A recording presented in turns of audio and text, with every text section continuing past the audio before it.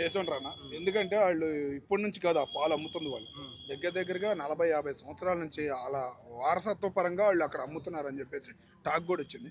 దానిలో అసలు ఏం జరిగింది? ఓకేనా? ఆ గేదెల వల్ల వచ్చిందా?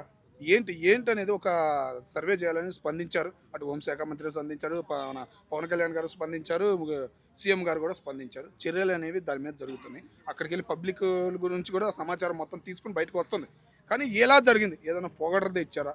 ఏదైనా ఒక రకమైన ప్రయోగం ఏదైనా చేయాలని చూశారా అనే ఆలోచనలు కూడా అక్కడ వస్తున్నాయి. కాబట్టి మొత్తం డేటా అంతా 2 రోజుల్లో పోలీసులు బయటకు తీస్తారని ఆశ అయితే ఉంది. అంటే మృతుల సంఖ్య కూడా రోజు రోజుకు పెరుగుకుంటా పెరుగుతుంది. ఆల్రెడీ ఇప్పటికే 4 మెంబర్స్ దాకా చనిపోయారు కదా! ఇంకా పెరుగుతా ఉంది. అంటే ఎంతవరకు పెరగబోతుంది? అది తూర్పుగోదావరి దాకా కూడా విస్తరించింది అనే సమాచారంతో ఎక్కడికక్కడ బ్రేక్ చేశారు. ఉన్న డైరీలు అందరికీ నోటీసులు పంపించేశారు. జరభద్రం అని ఉంటుంది కదా, బయటికి వెళ్ళినా ఏదైనా ప్రూఫ్ దొరకచ్చు అని చెప్పేసి జాగ్రత్త.